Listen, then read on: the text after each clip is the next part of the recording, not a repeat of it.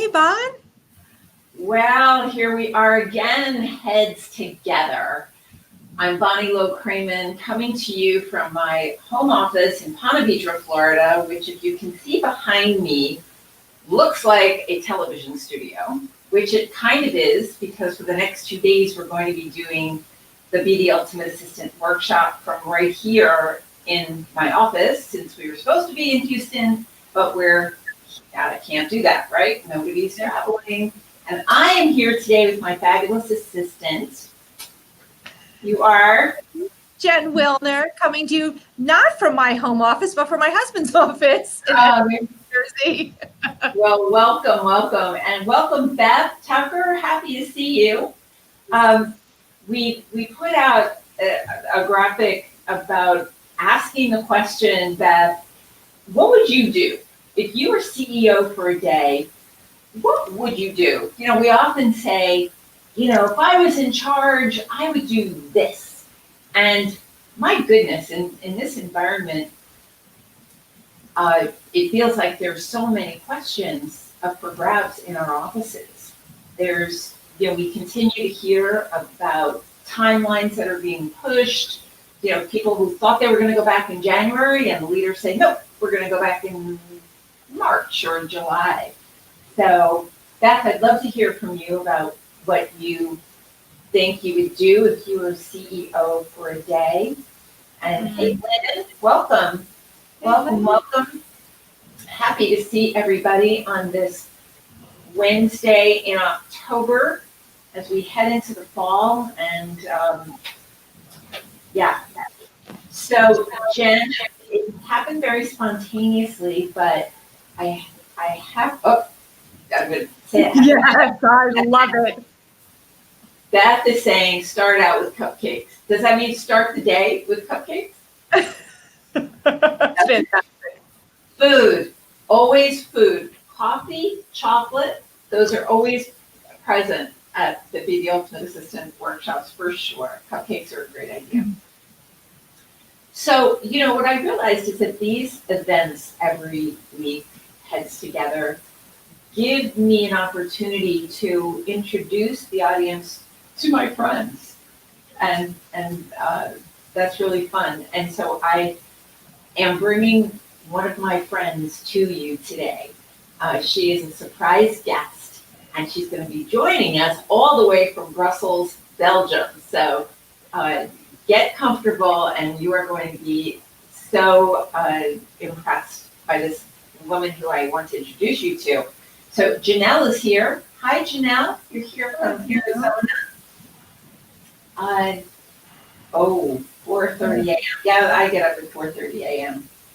Oh, Beth is saying what else? She'd like to see our president on Zoom, giving State of the Union type address for our company and how we're doing. Yes.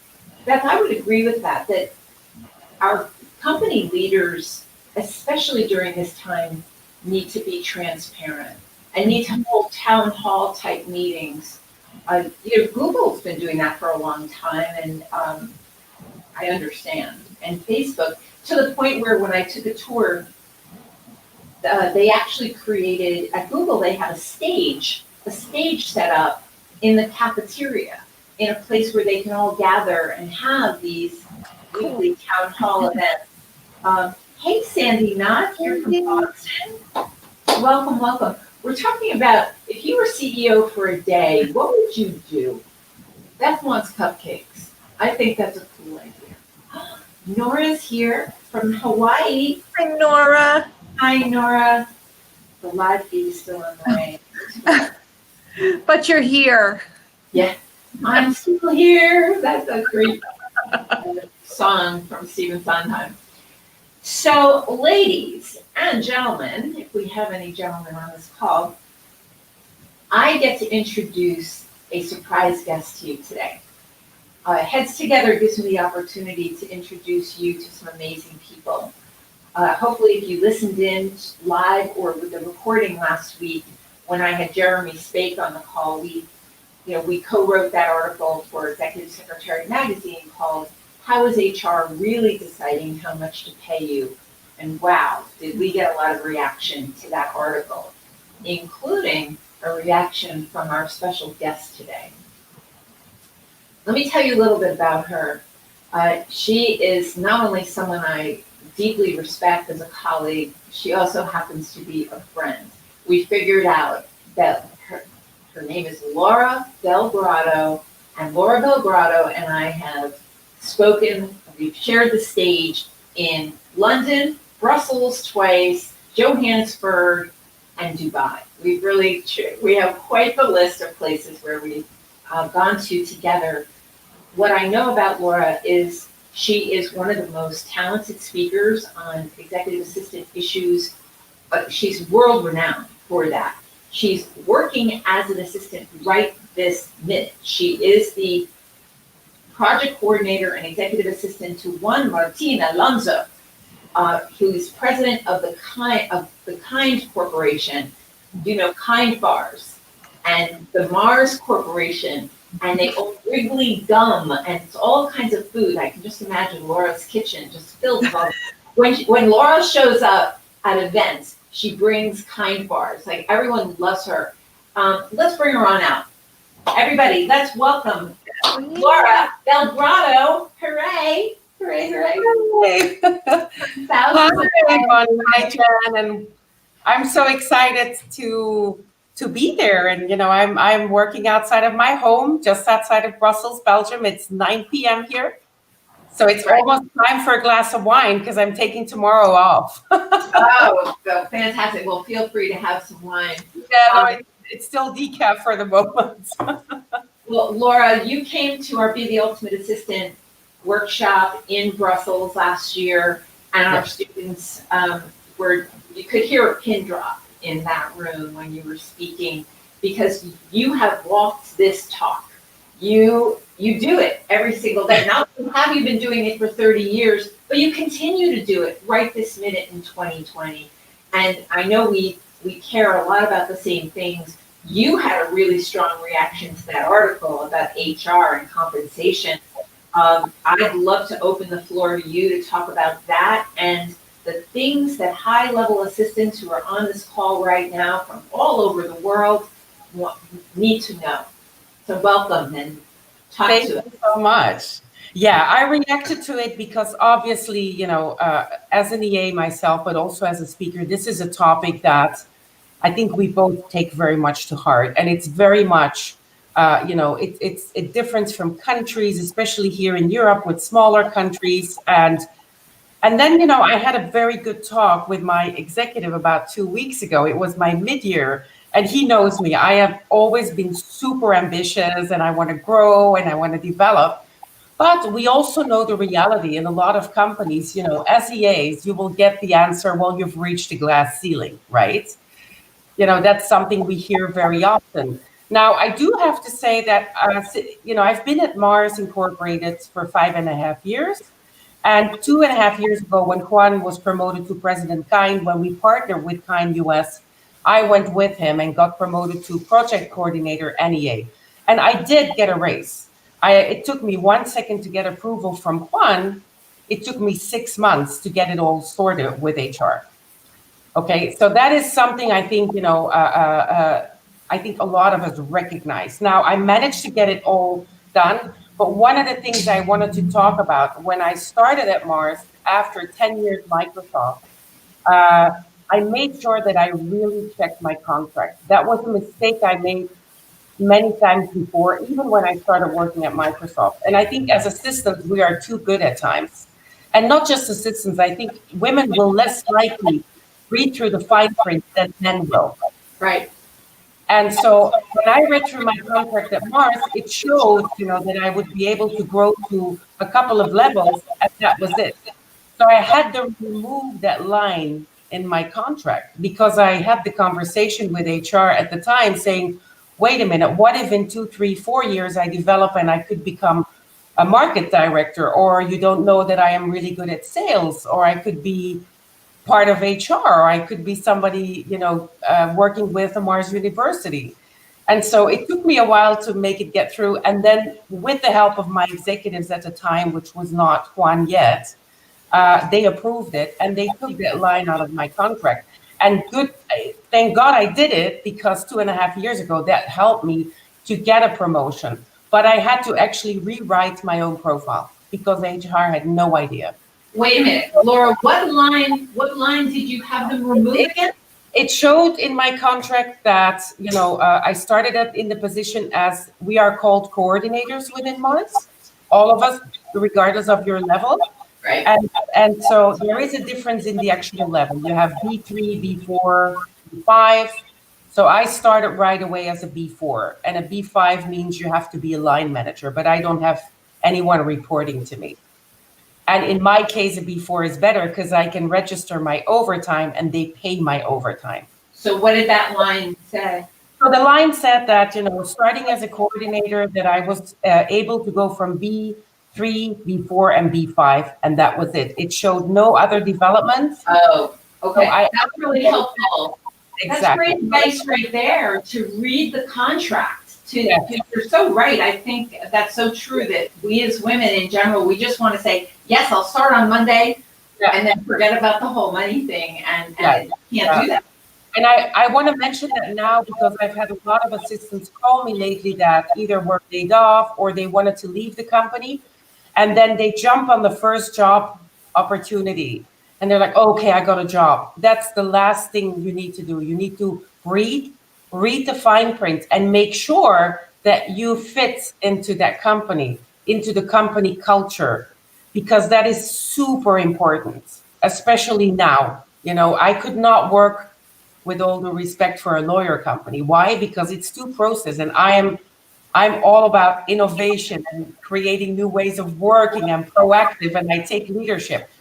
So for me, it was instant love when I entered Marlys, because I thought, yeah, that's it. I can feel it. I can feel that there's something, there's a connection, and I'm super happy I made that decision at the time.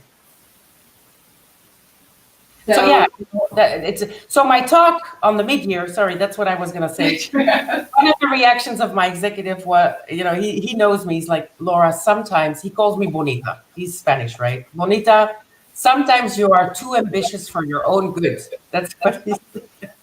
And he said, there's two opportunities. I don't want to lose you, so I really want to keep you.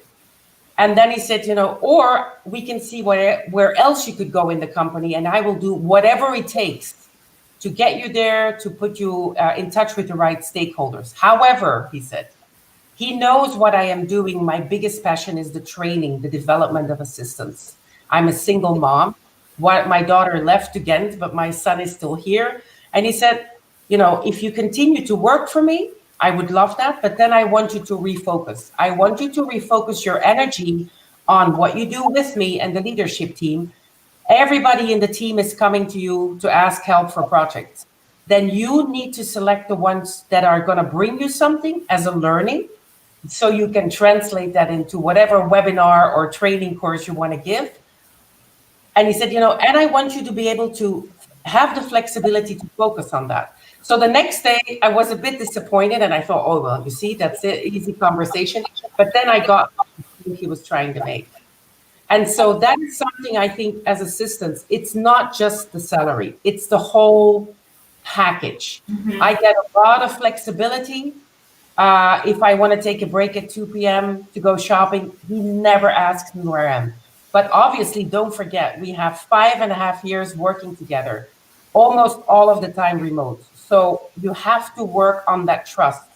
And trust is communication, transparency. As you said, my leader is transparent within our team, but I am transparent with him, vice versa. So a raise is something, that's why I reacted to HR. It starts with us, Bunny, and we've been trying to say this to assistants for how many years? If we do not speak about our own profession, we don't recognize our own values, it will become very difficult to demonstrate that, not just to your executive, but especially to HR.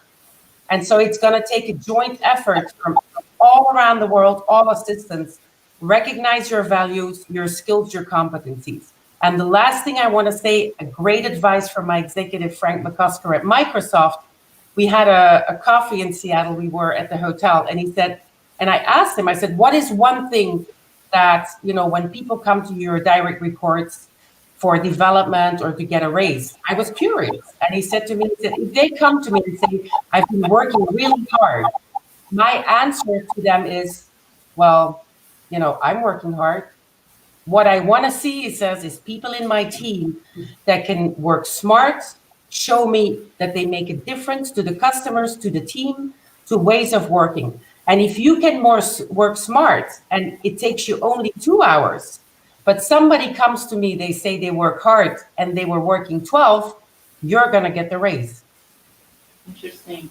Well, Laura, you made an interesting comment. You said you've been working at home virtually for a long, Yes. long time, since 2003, you said, or something? Yeah. So my executive at Microsoft was a global MD, and he was traveling 90% of the time. Yeah. So you didn't have to make too many changes with the pandemic, but you said to me prior to going on the air that you helped Juan, your executive, really had to make some significant changes with this. He has a family. Can you talk through that about? Yeah, sure. We're hearing that a lot.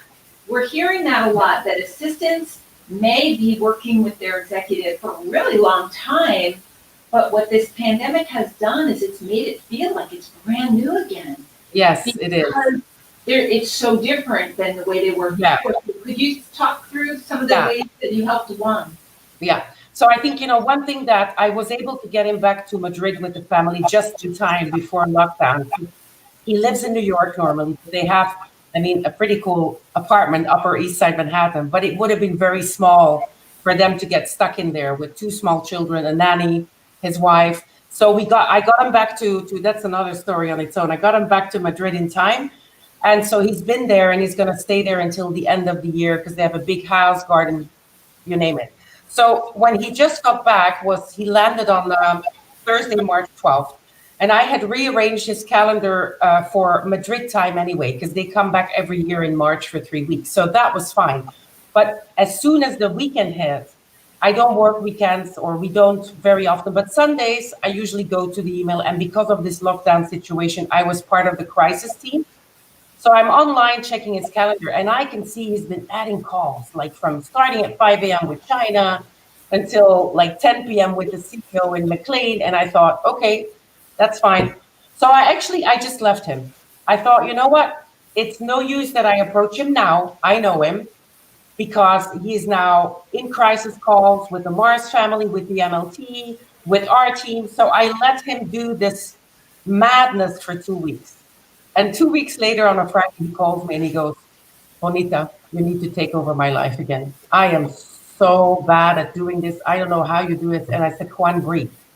The first thing I did was I showed him, I said, you travel 67% of the time. So I took that time and I split it into 2.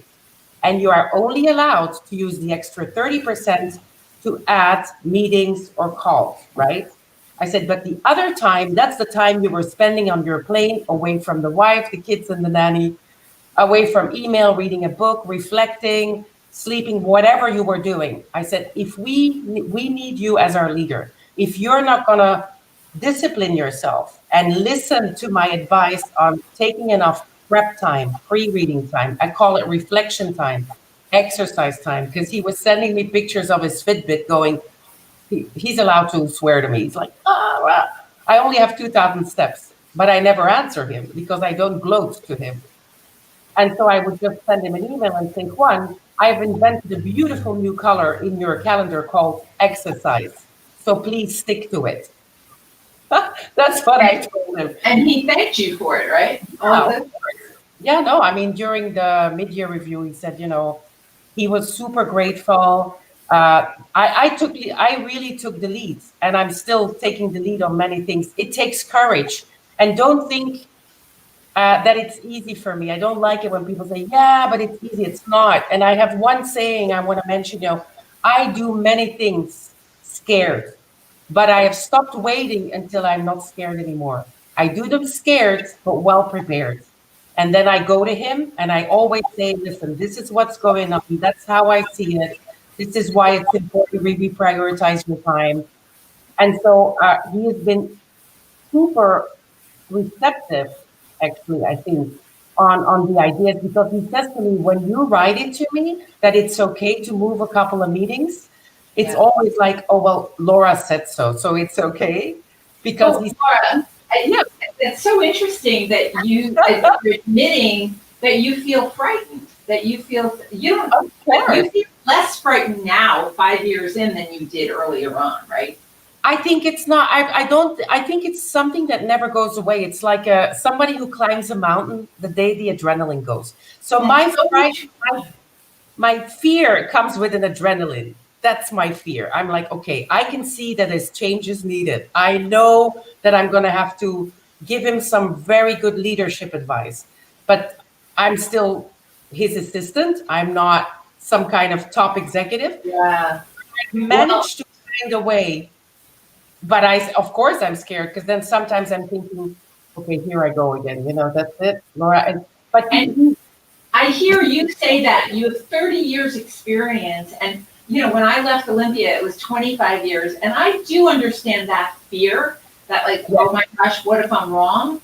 But I have to say, after that many years, the fear gets less, thankfully. But I think yeah, it's really important that trainers like us admit that openly, um, because when you're running somebody else's life, there is a pressure, yeah, especially if you're thousands of miles apart, as yeah, you and Juan are.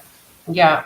And I Um, think one of the things I do want to say, what we can all work on as assistants, one of the feedback I get the most from him, he will push difficult conversations to me, saying, Laura, go for I envy your high level of emotional intelligence. He said, and your empathy, it's incredible. And I deal with it. I will write emails back to people sometimes in the team, not so much external stakeholders. There he manages his emotions better. He's so passionate about what he does and about our team. We're about 260 people in kind underneath Mars. And so yeah, he lets me deal with these situations because he knows that I'm not perfect in my emotional intelligence, but it's something I work on every single day. So I take self-control. I'm self-aware of my situation, but it's an everyday effort you need to make. But once you do that, probably the fear, I get adrenaline because I'm thinking, you know what, Laura, this is going to be great. He's going to love this. But then I still have to sell him this whole new way of working, right? we had a comment in the chat, and by the way, people are just loving this, do things scared, do them scared, Yeah. be prepared. There it is. Look at it on the screen, Yes. Laura. Susan Palumbo shared that she had to get her executive out to Madrid also. Yeah. As I recall, can you briefly tell that story? Because that had such a lesson. The fear story is amazing. Yeah. I'm remembering, right? You called that shot about Madrid. Yes, I did. Tell us that story. I'll bet Susan can relate to that. What happened? He was in New York, right? He lives in New York with a family. He has a 5-year-old girl, and at the time he was only 1.5, Jacobo, the boy, and his wife, and then the nanny. Okay. And this was March. Was this March? And so they were all going to fly back on Friday, March 13th. I'm not superstitious, but nobody's ever going to forget. We went into lockdown in Belgium that day. Yeah. So, but then suddenly the week before, he calls me and he goes, oh, Julia, his wife, she's going to fly on Monday the 9th. Can you change her ticket? Because she has some doctor's appointments to go to. I'm like, sure. But then already I started to feel inside, because we were together the last time face to face the first week of Feb in DC. And that's where I noticed a behavior change in him and the entire team.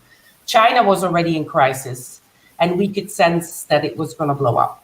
Okay. So I remember coming back from DC and packing my house for the food. That was my first thing. I thought, if anything happens, if spaghetti hits the fan, I'm ready.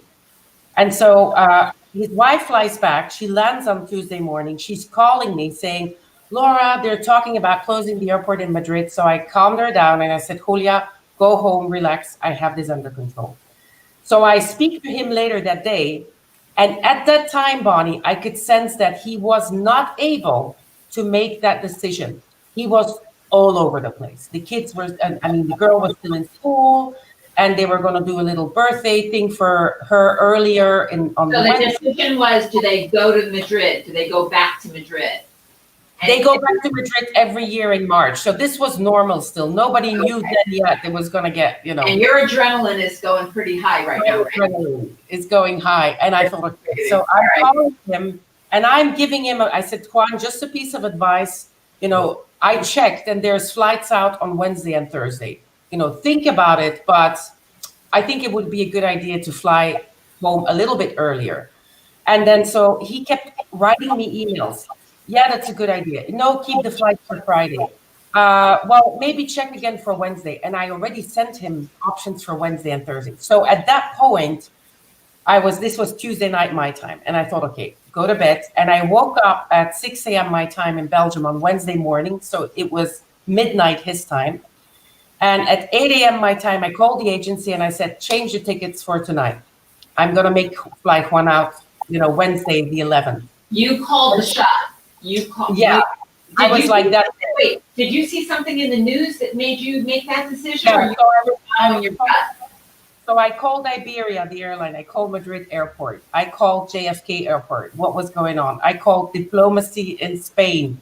Thank God I speak a bit of Spanish because they were all over the place. So by the way, everybody, she speaks 5 languages. 1, 2, 3, 4, 5. For Belgium, it's normal. So don't let it intimidate you. We have to. It's impressive. It's impressive, Laura. Go ahead. So anyway, then I did make the decision. So I called the agency, and then Juan and I, we have secret coding with each other. He calls me 007. So at 2 a.m. his time, I text him and I say, Juan, code red, I'm calling you now. Now, since beginning of February, why I tell you I noticed a change in his behavior. He stopped calling me Bonita. I thought that was it. I thought I was going to lose my job. I had one day where I felt sorry for myself. And then I took a grip of myself. And so I wake him up at 2 a.m. and I say, Juan, everything's fine. Call me back when you wake up, but you're flying out tonight. Everything is sorted. Go to bed. Of course, the poor man didn't sleep. 3 hours later, 5 a.m. his time, he calls me. And that's when he said, okay, Bonita, tell me what I have to do. So I said to him, I changed all of your meetings just to 7 a.m. with Grant, our CEO. The driver will be there at 1. Do the call, pack your kids, pack the nanny, pack your bag, and get the hell out of New York. And you were right. You were right, because what ended up happening? When did they shut it down? Because he got out Wednesday. Yeah, he landed on Thursday, the 12th, and 7 hours later, they shut down Madrid Airport. Oh my God. And I wanted you to tell that story. I'm sure Susan was relating to it, but everybody on this call is relating to it, because there's no assistant out there who hasn't had to trust their gut. Yes. Hearing in the chat, it's all the superpowers and intuition. Yes. You have to rely on that. And if you hadn't done that, they would have been trapped in New York City. I would have gotten them out, but I don't know if you remember that weekend on TV, on CNN, JFK was chaos. Thousands of people without a mask all the time. And it just, can you imagine with 2 small kids? Yeah. What else is interesting is that those companies like yours who had a lot of dealings with China. Yes. You guys were the ones who had the first inkling about how serious this was going to be. Oh, yeah. We knew in February. Anybody who was dealing with China had a heads up about this for sure. Jen, let's put Susan's comment up on the screen, please. She also had another exec out to Belgium with him. All he had to say is, and I cut him off. Very good. Well done. We just have to act quickly. Yes. We're not always right, but when we are right, hopefully that helps cut down on the fear. And one of the things, what I would like to share with assistants is something that I learned back at the time at Microsoft. We need to really step up and learn to take executive decisions without taking their executive responsibility away. This is very important. It's something I learned at Microsoft. I made a couple of really important decisions at the time. My exec was stuck in Rwanda once in a very, very dangerous situation. But he kept his executive responsibility whilst I was making decisions from Belgium behind the scenes. Yeah. And I think this is something that, we have that skill, Bonnie. Assistants have that skill, that knowledge. And no computer, no digital assistant is No. going to do what you did.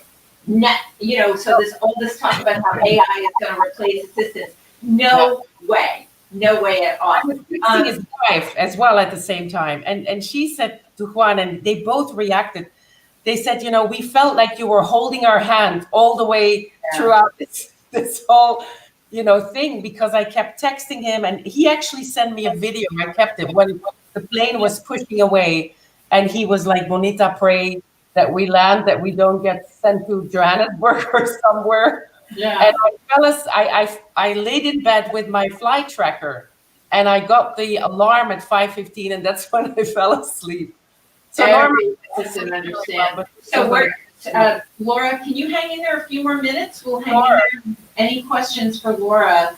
In the meantime, Jen, let's put Marla or Maria's comment up on the screen. This is what she would do, Marla would do if she were CEO, I guess. One thing I would do is give my EA project info earlier, because I understand certain things take longer to execute. Yeah. Don't give us something that takes 5 days and expect it in 5 minutes. Should I answer on that one? Sure. Yeah. If you have a comment, sure. Yeah. No, I think we all have to deal with last minutes. This is something that's never going away. But when it's about a project, I learned to communicate quite assertively very quickly in my career as an EA. And I did it scared, trust me. No fear on that? Yeah, of course I did. But I learned to be prepared. My exec at Microsoft said to me, said, Laura, you have great ideas, but you need to prepare them, bullet points. What, why, how, And I learned, to do that. It's called a mission vision, right? And so I learned, if they keep giving you projects last minute, just prepare something and say, listen, the reason why it would be great to get 5 days is because of this, this, and this. You will work more efficiently. You have other deadlines, because if you don't communicate it about it, some people in your team, in your company, they still think we get 5 emails a day. So you need to show them that you have your own agenda. You have different things you're working on. Don't nag or complain, but just put it in. I always say, learn to write in a business model. That's when they understand you the best. I used to say, dazzle her with details. Yes.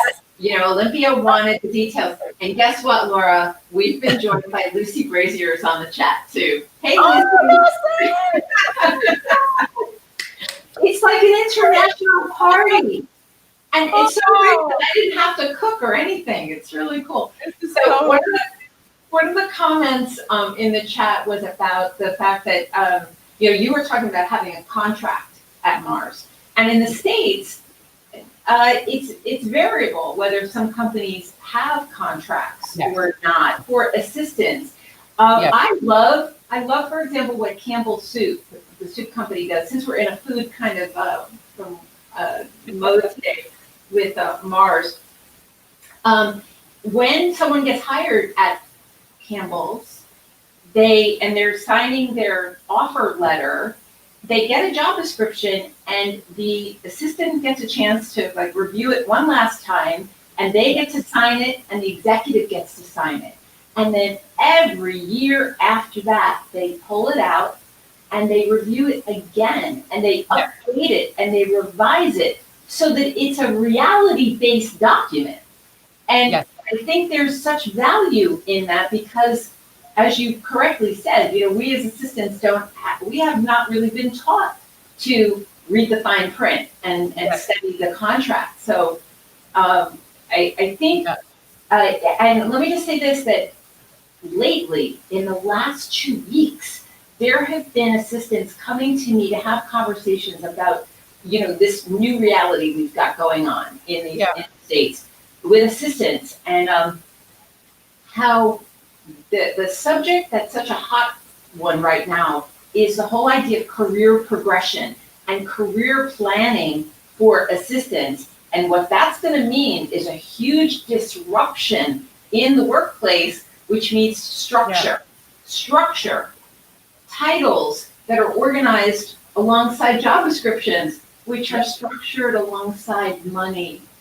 And what this will mean is documentation, including contracts, or for lack of another, another term would be an agreement. But we have to put these things in writing, right? Yeah, we do. I mean, and one of the things I'm working on for the moment with a couple of 2 other assistants in Mars, we don't have an official development plan in our coordinator role in Mars. And so you have a choice. You can either keep complaining about it and asking the question, well, why isn't there a development plan? Or you can write it yourself. So guess what? I'm writing it myself.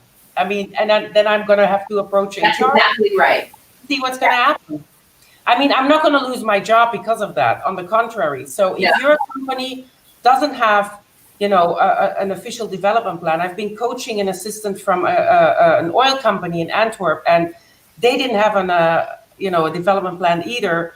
And there was no rhythm of business. There was no process in operations. And so I think in the last 4 months with the coaching, her executive called me last week. He's like, what the hell have you done with my assistant? But he was super happy because there's a lot of initiatives we can take, but you need to change your mind. You need to stop being afraid or thinking, well, I'm just the assistant, or complain about it. I have my days where I complain, but then I usually do that when I'm offline, that I don't start to write something bad. And so yeah, I encourage you, you have the skills, you have the knowledge, you have Bonnie, Lucy, me, people you can reach out to. So use that network because the only way we're going to get there is together. Without a doubt. I think one of the most important things Laura has highlighted today is the need to be proactive. And we know that assistants see and hear everything, even in the virtual world. And now in 2020, it's more important than ever to find your voice, to say your opinions, to say what you think, to say what you see, because HR is in chaos. They need your help very much.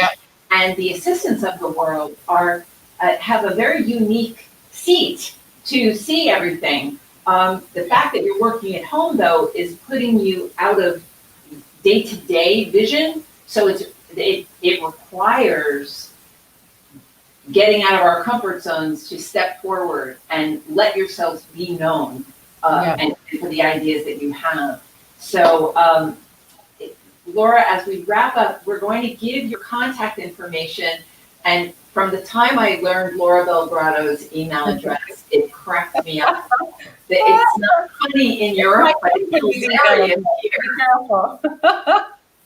It's hilarious. Jen, if you can put Laura's email address up on the screen and get ready. I thought, wow, what an irreverent email address. So they think in Europe that stands for an FM radio. And of course, here in the United States, we think that's some other way. Laura does virtual training. She is a magical, wonderful, talented, insightful trainer who really gets it. And she is also super technical, speaks 5 languages. Laura, thank you so much for being here. Jen, come on back. Thank you for having me. It's such a pleasure to be there. Thank you for staying up, a little later. So we are going to be doing Heads Together next week, but at a different day. Sorry to do this to you, but on next Wednesday, I leave for a vacation, and it is much needed, as I feel like I've been running a race since March. So, Jen, can you tell everybody what we're doing next week, please, ma'am? So next week we are doing, sorry. Okay. We're doing Tuesday, not Wednesday. We're doing on Tuesday. Let me just check. Tuesday at 3 o'clock. Tuesday at 3 p.m. Eastern time. We'd love to have you with us. Thanks for following us around. I'll try not to do this too often where I mix us up, but hopefully with advance notice, it'll work.